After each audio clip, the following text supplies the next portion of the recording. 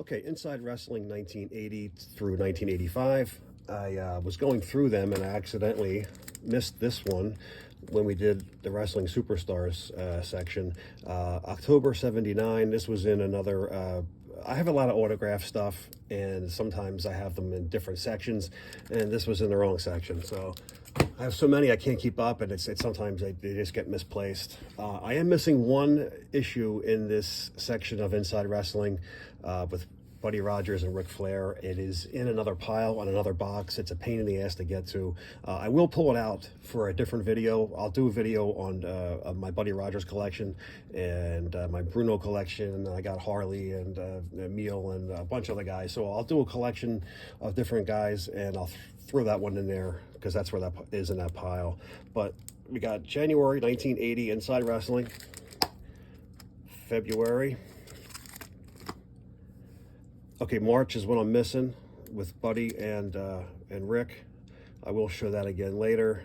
So April 80, May, June, July, August, September, October, November, December. January 81, the rematch with Backlund and Race. February. March 81. Bill Apter said this was the fastest selling magazine at London Publishing. When he worked there, this was the fastest selling issue, the most hottest issue at the time. I guess Tommy Rich was pretty hot back in 81, and when fans thought he turned bad, they grabbed that magazine because, this was the only source of information back then. There was no internet or any other way to find out what wrestlers were doing and find out the scoop of what happened. So I believe this wasn't even on the back issues. If it was, maybe a month, but it was gone fast. Hard to find this issue. Even today on eBay, it's a tough one. April 81, May, June. This one is signed. I got Harley Race, Dusty Rhodes. This is also signed. July 81, Hogan and Backlund autographed. Back when I kind of liked Hogan. August 81. September. October. It's also got Harley's autograph again. November. December. January of 1982, Ric Flair winning the title, his first cover as the champ with the title, and that's also signed by Rick.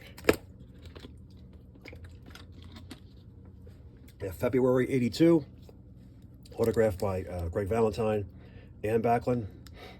And if you didn't know, from another territory, you would think Valentine won the title. He did for maybe, an hour. March 82. April 82. May. June. July. August. September. October. November. December 1983, autographed by Jimmy Snuka. February, it's also autographed. I got Terry Funk, Dusty Rhodes on the cover. March 83. April. May 83, that's autographed by Kevin Sullivan.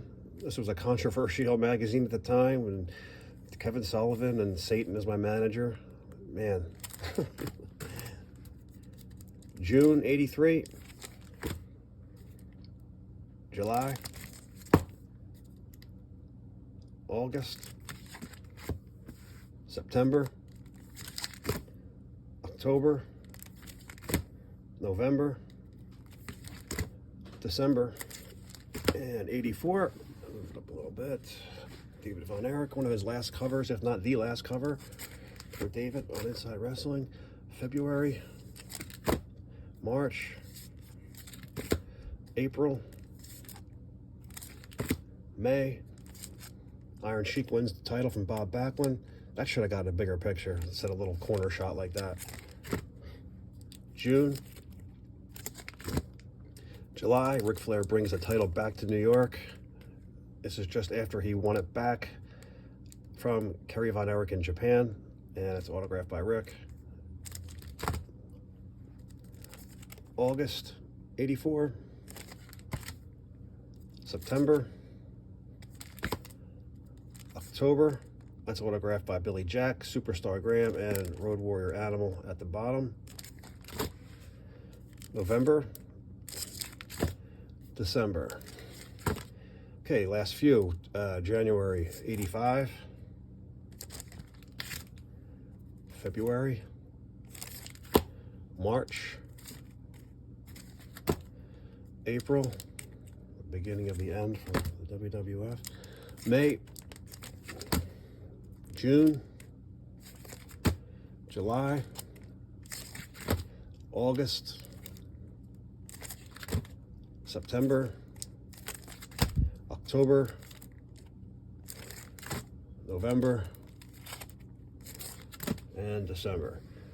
And that's a wrap for Inside Wrestling. I guess we'll do sports review next. I probably won't go any further than 85. I mean, I really wasn't a fan of the magazines past 86 or 7. They really, lost their magic.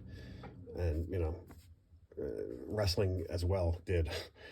Just wasn't the same. The magazines changed. They made it more like a teen magazine with a bunch of photoshopped pictures of 10 different faces on it, trying to squeeze as many guys as they can get onto one cover.